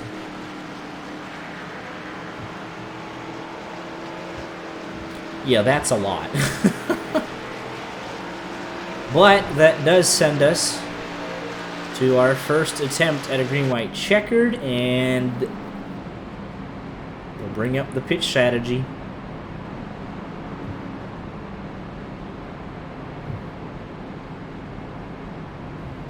Scott Warren sitting pretty. He came in on lap 68. Tyler Lonan, Corey Henry, Tyler Gary, Joe Swanson, James J. Mendez, Garrett Delph will be sweating profusely. They came in on lap 60. Everybody else is good except for 2nd to 7th. If you remember, that was the group that came in and short pitted. They were looking for it to go green to the end. Harry Tiller and Timothy J. Moore got together. Brought that to an end. But these are the guys from that second group that had stayed out. And now they're regretting that decision a little bit, but they didn't really know that there was going to be a overtime attempt. Jacob Dunn beats the pace car out. He's back on the lead lap. Hunter East goes from 2 to 1 down, so he needs one more caution, and then he's back in it. But right now, staring a 35th place finish in the face. So a tough day at the office for your Draft Heart 300 winner this season. Lights are off on the pace car. Who else is going to have a tough day? Unless Rod can make up 29 spots. The Mariners blew a lead to the Astros. Currently 5-3 in the bottom of the 8th. But 34 cars on the lead lap. All 35 still running during the overtime attempt. The first of 3. New rules in effect, voted on by the RODDCAR members. If we get to a third attempt, it does not matter. That is the point of no return. Caution comes out, they will ignore it, race back to the line. I hope for Rod's sake we don't get a caution. It just seems very tedious. A little bit.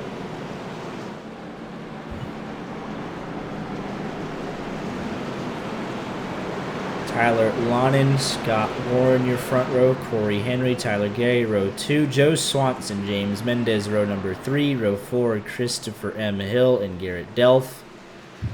Gabriel Dahari and Parker White round out your top 10. At what could be the final restart, they just have to make it around one lap. Once you get to the white, all bets are off, no matter what.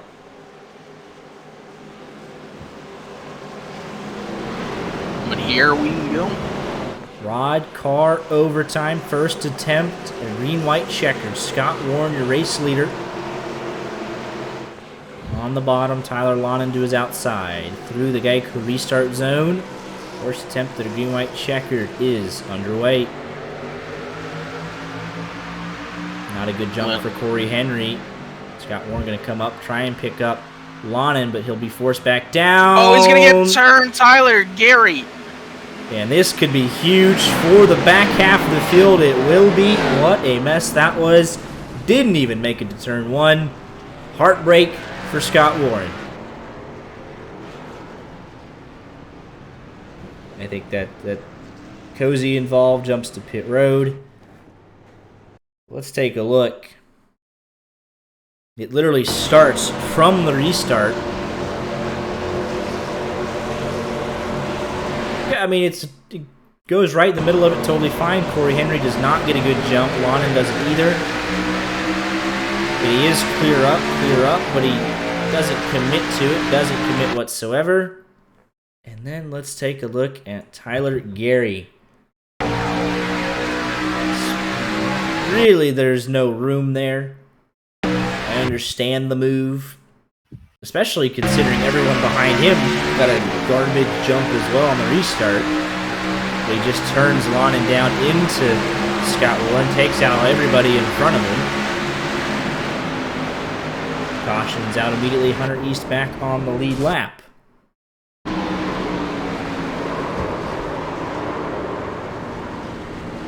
Blown motor for Cozy. So yeah, that's it. That's it for the 99 tonight. Just a chain reaction here. Lonin getting spun out. Cozy seeing the chaos above him. Kevin Spencer coming down. Puts himself off of Monsivius into the parked car, essentially, of Monsivius. And what a mess. Warren bouncing off the wall down into Dahari. Dean Clavitt getting spun. Schleiss involves Spencer. And what a mess that was. And that puts even more stress on the guys that pitted at lap 60. It really was just... I don't know if I really have words for it. Just uncalled for, unnecessary.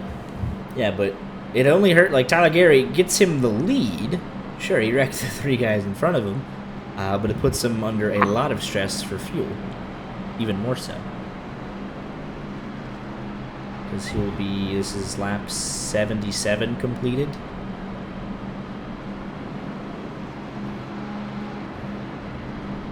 Or 78 completed, excuse me. So yeah, he pitted on lap 60, so we'll be right up against the edge of it here.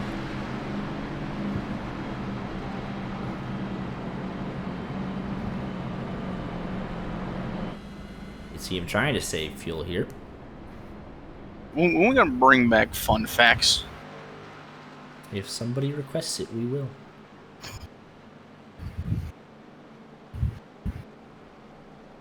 With second attempt at RODDCAR overtime. First one didn't last but a couple hundred feet.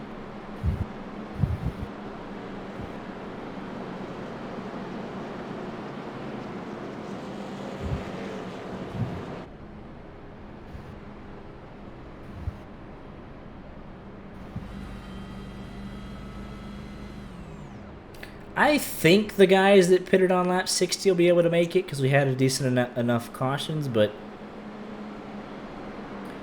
they probably short pitted to make it exactly to the... I don't know. Let's see. I'm assuming they should make it, though.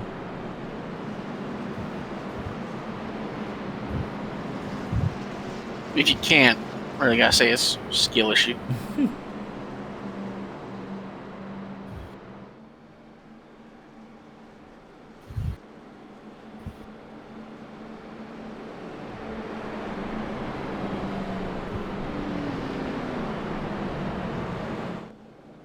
Just don't run out of fuel or it.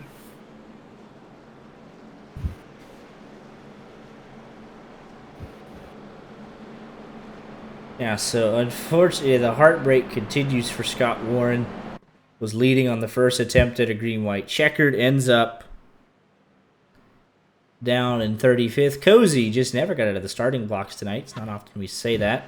We'll finish 34th. Lonin a lap down with only one more attempt at a green-white checkered, so has to have a caution in the next lap. Jacob Dunn, I believe, is on the lead lap.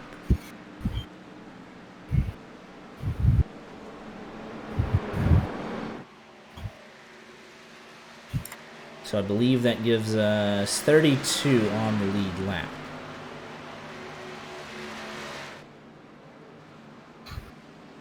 Yes, 32 back to Jacob Dunn. Tyler Lonin, the only car a lap down. Michael Cozy Jr., Scott Warren out of the race.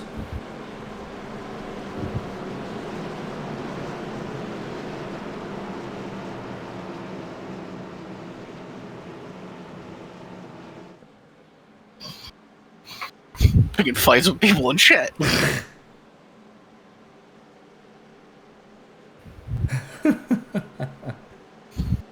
Let it be known that this is my co-commentator that cares about the Astros. I do not care how poor they are. Okay, Steelers fan. Okay. Hey, guaranteed playoffs every year. Not even. I mean, we're pretty much guaranteed the 7th seed. Mike Tomlin, the magic train rolls on. You can't get off of it. Massage Man has a better team than y'all. Okay, buddy, calm down.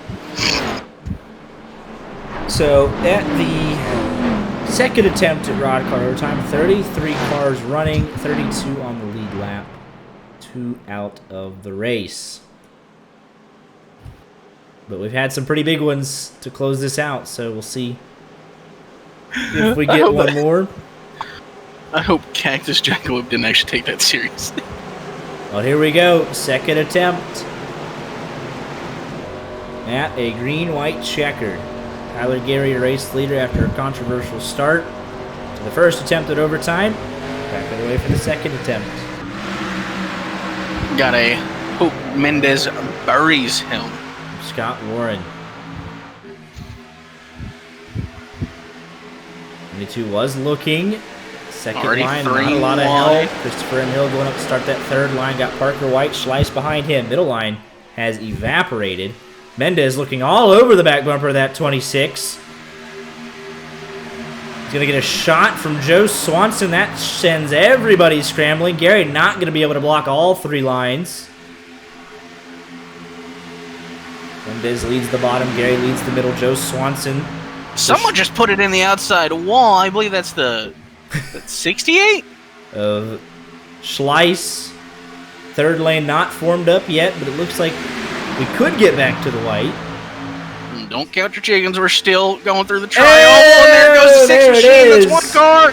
Montsevious is going around. Yellow's out just before the line. Wait a minute. Hang on. Yeah, we're 3 of 3. It is 3 of 3. The last possible moment. Oh. Holy cow. Rod Flag towing, so his night is done. Lonin back on the lead lap. And let's take a look at what happened here. Coming to the trial, but that was entirely my fault. Hunter East looks to turn Milano, AJ Green, Monsivius, Mo Perry. And yeah, that was going to get thrown. Just glad that it didn't. It could have been real awkward because obviously we're ignoring the yellow. Corbin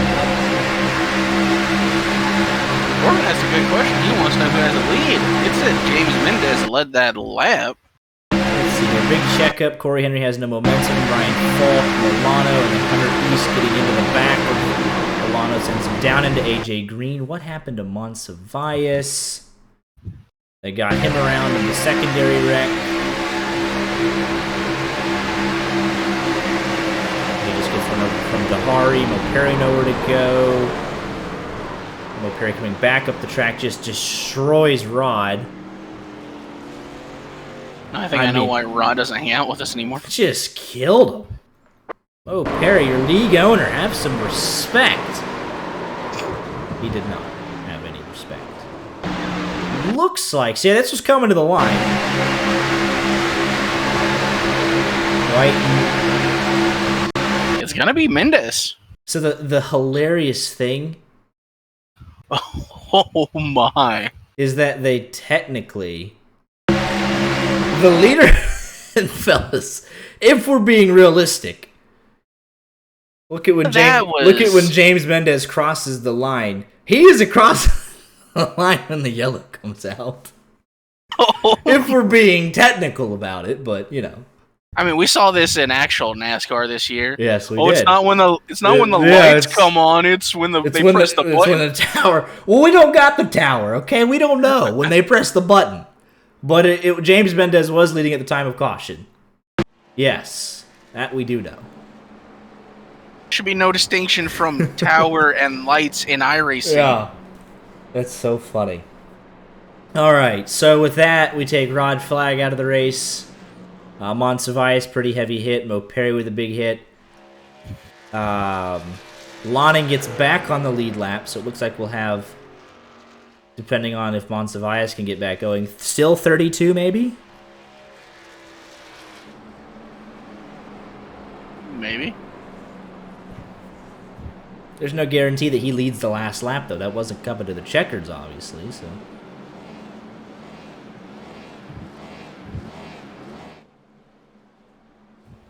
And it'll be very close on fuel for the guys that pitted on lap 60, which at this point, a couple of the guys that pitted on lap 60 have either been wrecked out or have come in on their own accord. So the guys that pitted on lap 60 that remain are James Mendez, Tyler Gary, and Joe Swanson, as well as Garrett Delph.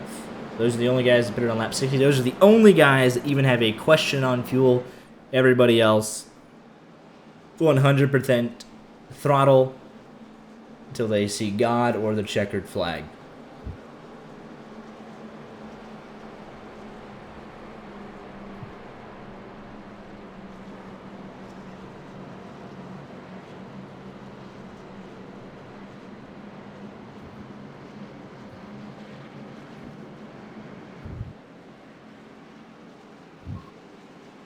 Still believe in DJ Smith. Or can you Top play right that soundboard for me? I don't know which one it was, but can you play the quote from the greatest ARCA driver of all time? I'm just gonna put my foot on the floor and I'm not lifting until I see God or a checkered flag. Thank you, sir. That's what we're dealing with here on our third and final attempt at a green-white checkered. We're racing back no matter what. Point of no return. The drivers have done it to themselves. You run out of fuel or what, it does not matter. We are racing back to the checkered flag under green flag conditions.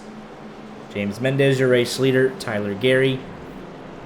Outside of him, Christopher M. Hill, Harry Tiller, row 2.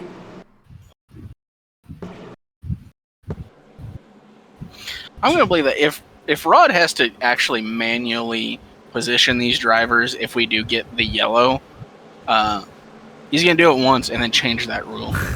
Because I wouldn't want to do it. Yeah, Joe Swanson, Parker White, row number 3. Blake Walker, DJ Smith, row 4. Timothy J. Moore, and Gavin Newton, your top 10, as we head for what will be guaranteed the final restart of the night. We maxed out the overtime attempts.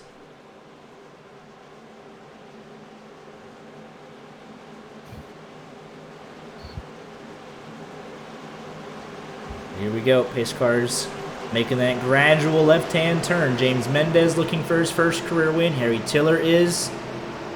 DJ Smith, Blake Walker, all looking for their first career wins.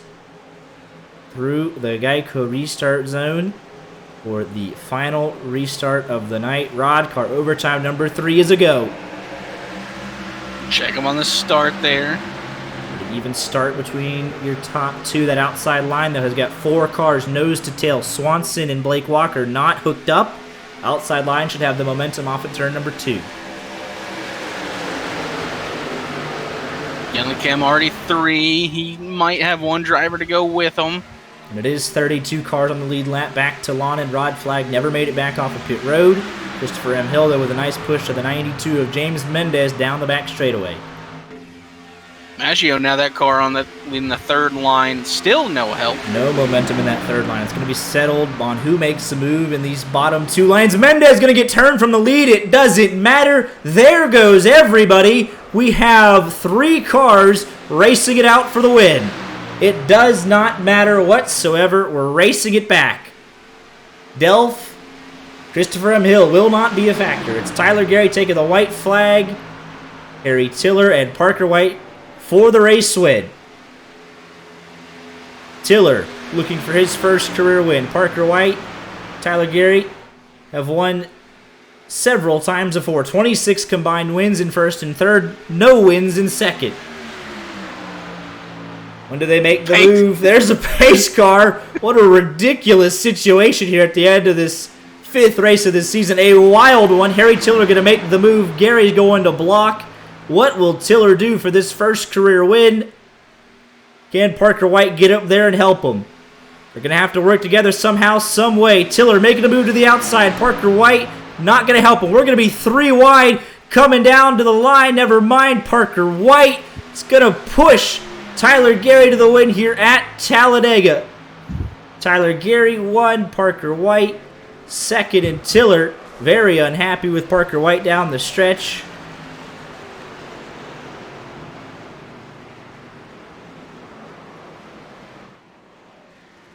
And Gary wins in a controversial finish. Have you ever? No, I've never.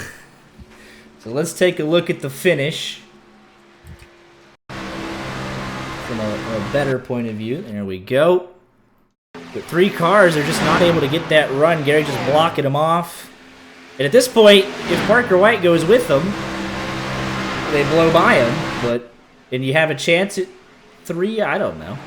I mean, you'd have a chance to win. You get up there behind Harry Tiller, you jump out potentially in that third line. Hey, if you get Harry Tiller side by side, they side draft each other, and you have a chance at it. But right here, if you go with them, you push them by, and then they side draft each other, and who knows what happens. But then he tucks back in line and pushes Gary to the win. Tyler Garrett picks up his 17th career RODDCAR win.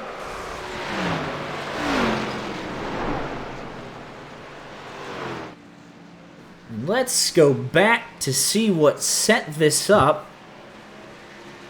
which was James Mendez in the 92 machine getting turned in front of the entire field.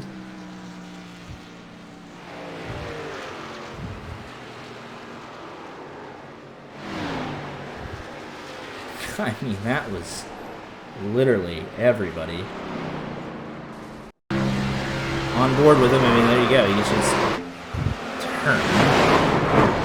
Let's see specifically why. It didn't look like it was imminent. It looked pretty clean.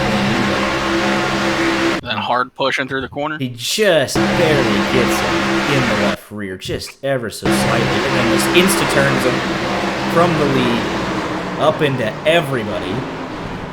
Nobody's lifting coming back. I mean, that's to everybody but the top three. And Delph and Hill that make it through. That's it. And then you're just picking up scraps here at this point.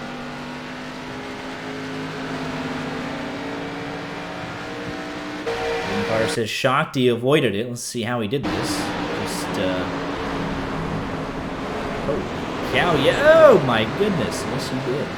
Parts flying everywhere. It looks like that right front end avoided. It was... But that's an insane way to end this race. Passing the pace car down the back. We got our top three.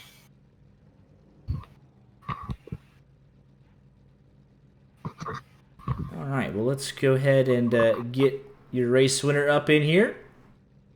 Here with Tyler Gary, your race winner tonight, picks up his 17th career RODDCAR win. Been a while since you've been back in victory lane, so I'm sure it feels good to be back finally. Tell us your point of view on that first overtime attempt restart. What did you see from your side of things?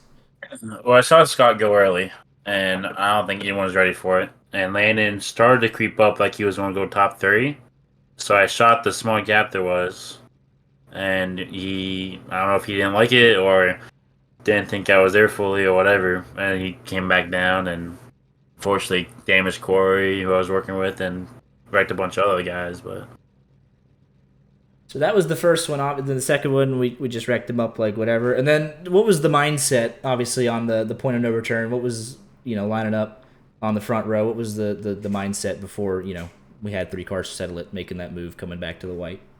yeah, well, me and Harry were working together, and he said he's basically just going to stick with me the whole way. Which, I mean, I know that means only to like the trial or whenever he can go win it. But when I saw it was just the 3 of us, I knew he'd stay with me, and I just have to hope I got it through the trial. And he went high, and I knew Parker was going to try to shoot the middle on us, so he can get around us somehow. And I just try not to block too low so he can go middle, or not block low enough so he can go bottom. I just try to stay in both lanes at the same time, and thankfully he pushed me, and we got it done. A little bit of an assist to Parker White there at the end, but you take him how you can get him. And, finally pick up that 17th career win. Congratulations, and we'll let you get any shout-outs in if you have any. Just shout out to all the people who was working with me. And shout out to this fucking flu or whatever I got. Sucks. Tyler Gary flu game. Well, congratulations again, and hope to see you back here next week. Thank you. Yep. Here with your second place finisher tonight, Parker White. He started second, finished second. Not a bad night at the office. Maybe ask Tyler Gary for a portion of the winnings there coming down to the end, but you get the assist. But all in all, a good night for the 95 machine, I'm sure. Yeah, coming to the white flag, I knew Harry and Gary were working together, so I knew my options were going to be quite limited, and I was really just trying to get Harry side by side out of turn 4, which I did. And looking back at it, if I would have gone to his outside after he had done that, I probably would have had a much better shot at winning. But my plan there was to try to fake Gary all the way to the inside, and I would hope that he would go to the yellow line, and I would just shoot it through the middle. But Gary put his car in a really good spot for him, and I wasn't able to do both of those. So I decided to push Gary through and get second, but after we had that caution, Gary's group, they all pit on lap 60, and I think we got a caution like lap 67 or 68. So when we all pit up front, uh, they all cycled through to the front, and I think I restarted P9. So realistically, after that, I was gonna be happy with a top 10 finish. And after all the wrecks that were happening and just everything that was unfolding around me, I was just happy to get home, especially with the top three. This will help me out a lot in points. Absolutely. You will leave Talladega here tonight, the points leader over Tyler Gary by 4 points. 5 starts, 3 top 5, so incredible consistency. It's what won Falkingham the championship last season, and definitely put yourself in a good spot through the first 5 races. Yeah, definitely. I had those 2 races. I think, one of them was a Draft Hard 300. I think I finished like P17. Then I got wrecked on the white flag, and I think it was a season opener, or the first race that I ran at RC Super Speedway. I think it was the first race of the season. But yeah, just solid start to the season so far, and hopefully I can keep it up. Absolutely. Well, congratulations again on the solid finish, and we'll get any shout-outs in if you have any. Yeah, of course, gotta thank you guys at YG Media for the broadcast. Rod, of course, for just putting this on every Friday. Have to thank North Source Racing, Elite Performance Industries, and Williams Esports as well. Absolutely. Congratulations again. Hope to see you back here next week. Thank you. Here with your 3rd place finisher tonight, Harry Tiller started on pole and was in a great position coming to the white to pick up his first career RODDCAR win. Looking back on it, what do you think you could have done differently, or were you just kind of resigned once Parker made that move with Gary? Well, Gary's my teammate, and I love him to bits, but Parker is one of his ex-teammates, and he's also American, so who's he going to push? No, it is what it is. I mean, I knew coming to the white flag, it was basically I've got to try and get side by side with him. It's going to be between me and Gary, and it's just up to Parker, and Parker's got to choose the best line for him, and he thought pushing Gary might be the best to maybe open the middle up and see what happens, but is what it is. It's just nice to be back in contention for a win again. I mean, I'm never going to win one of these these races.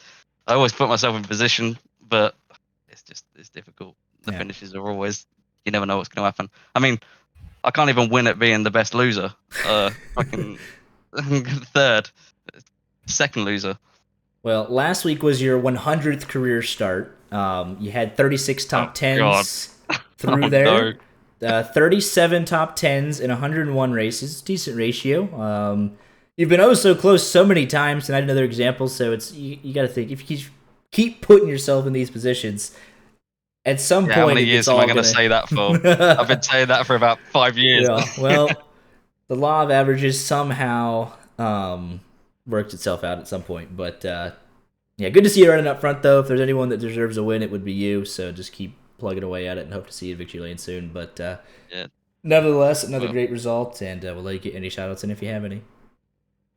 No shout-outs. I mean, well done, Gary, for winning. And sorry for all my mates that I screwed over because I didn't have the cleanest race, even though I managed to finish 3rd. But yeah, no, I enjoyed it. I'll try to keep putting on a show for you guys, and yeah, see you next week. Absolutely, looking forward to it. Congratulations again. Bye. Here in pit 4, James J. Mendez, heartbreak again at the end of a RODDCAR race. What was your point of view on those final restarts? I honestly don't know. I think I didn't want to block for that run there. I was just trying to make it to the white, and I've never been turned like that in that scenario ever in this car. If I've been turned like that, I've been hooked in the quarter panel and never in the straight bumper. So I don't even know what to make of that. But yeah, it's another heartbreak. I just wanted decent points. I really wanted to win too, but I felt like just nothing I could do in that scenario. Yeah, looking at the replay from our point of view, it seems a little harsh. Just barely in the left rear, and it got you sent around. But you're putting yourself in these positions more often, getting up front when it counts. So definitely in the right situation. Just gotta have a little bit more luck on your side towards the end of these things. Oh, for sure. But I mean, I was running with Dylan Dreiling, Joe Swanson, and Timmy Moore with this race, and we had a good strategy. Actually, a lot of people pitted when we pitted too, late in our race. But we had a great idea going. Joe and I were up at the front, and then that happened. So, Yeah, like you said, we've been getting in better positions late in the race. Last week I was nowhere to be found, but this race I felt like I had a real shot, at least finishing top 5 without making crazy blocks. But I don't even know what next week is, but we're gonna try to do the best I can to win that race too, and just be in the front and try to win that one. Absolutely. Well, good run tonight, and look forward to seeing you next week. Yep. Here with Jacob Dunn, started 22nd, finished 12th tonight, so got some good points tonight. What was your point of view on that final restart, and how the heck did you come out here 12th? Man, I just had damage going into the green white checkered, so I was just hanging out. But I just waited for the smoke to happen and tried to shoot the gaps, and I think I caught Joe Swanson or somebody there as they were wrecking on the front stretch and broke the right front off of it. I was hoping for a 10th or 11th, but I got passed a couple times. Yeah, but definitely when something like that happens, you just kind of hoping and praying that you get through it and not, facing the wrong way and, end up 28th after, working so hard all race and then, getting taken on the last lap. So nice to make it through it at least in some fashion. Oh yeah, I had to take my fast repair a little earlier than I wanted to, but man, I've been in here sweating bullets. It's hotter than hell in here, and then the 3 wide racing was not helping, but making it through it was pretty nice, and just getting a good point stay out of it after suffering a little bit there in the beginning was nice. Yeah, absolutely. Well, solid run, and look forward to seeing you next week. Yes, sir. Thank you so much. Brandon Cruz, who is joined. Hello. That's Matt. Okay, hi. Hi, you're all live. Pit 2 gang, what was your thoughts on a wild one? It sure was. It was something. It was the race of all time. Well, start with whoever you want to talk to first. Dean, you finished 9th. You get a top 10. You get the first crack at it. Awesome. Tyler Gary doesn't know how to drive. The 36 doesn't know how to brake. And yeah, that's basically it. This new rule sucks, and we're just gonna go with it. Your 33rd career top 10, by the way, sir. Oh, thanks. I'm glad, but I had to use up a fast repair, get caught up in 2 restart crashes. Just great, just dandy. So, but no, it is what it is. We come out top 10, and like I said, just I guess I have to start wrecking more cars to win these races now. So I guess I will. We've got the aggressive Dean Clavitt the rest of the season. Looking forward to it. Jacob Roth, you finished 13th. What was your take on the final couple of laps? Oh man, I don't even know what to say. I'm glad everybody wrecked. I made up like 15 spots. Yeah, you gonna take how you could get him. Mo Perry 15th, kind of a similar mindset, just hoping to pick up something from it. Well, yeah. I mean, I was really disappointed by the last leg of that race just because I had been running so well the entire time. What really screwed me over to begin with was that caution after the long run when the pack got all split up. iRacing decided that I didn't have my fuel checked, so I ended up restarting in 22nd. But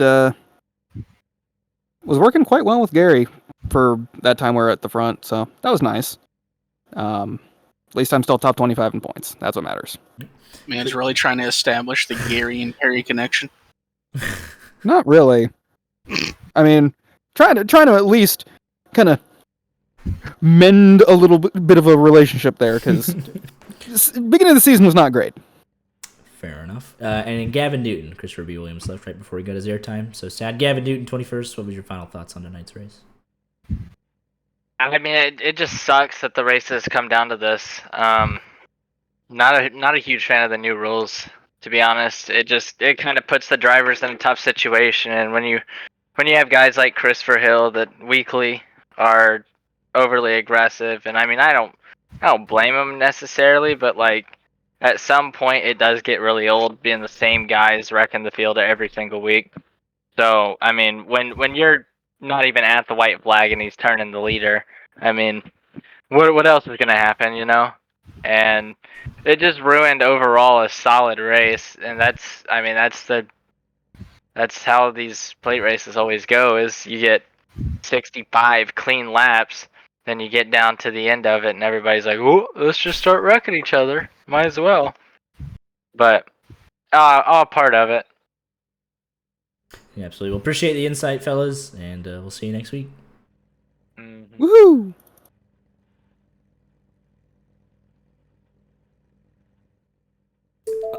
Ah, The imagery though of the pace car on the last lap was something that I don't think will be topped for a while. But yeah, Tyler Gary, 17th career win. Gary Tiller oh so close again. Parker White rounds out the podium. All right, your final thoughts. yeah, I kind of agree with Gavin. Wish there were. I mean, I get why it boils down to the way that it does with the aggressive driving, but it can be aggressive and smart. Like you can just not wreck everybody. But So here are it your is what it is. final race results. You see the top three in the league of their own. Garrett Delph kind of hanging out in no man's land. And then Christopher M. Hill also no man's land. And then everybody on back caught up in the wreck coming to the white flag off of 4. Literally everybody. Ryan Falk, first ever top 10. I believe it was for Maggio and Dahari as well. So congratulations to them on their first ever top 10s. And yeah, we'll head down the rest of the order list. Results, we ended up with, unbelievably, 27 cars on the lead lap.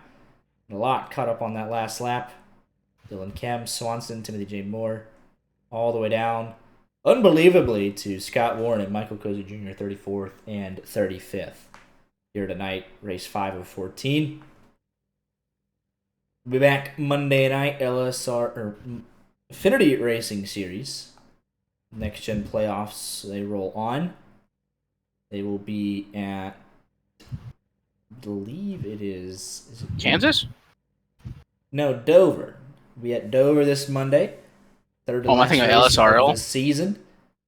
The LSRL Sweet Greek Grill Xfinity Series rolls into Kansas next Tuesday night, 8:30 Eastern, and then RODDCAR back here next Friday night, 9 Eastern, for race 6, as they will head to Daytona in the Gen 6 car. So that should be a good show. Only 2 weeks away from the RODDCAR, first ever RODDCAR Indianapolis 500, so got that coming up as well. Should be an exciting one. Be sure to tune in for all the action, and we'll catch you Monday night. Y'all take care. Have a great weekend.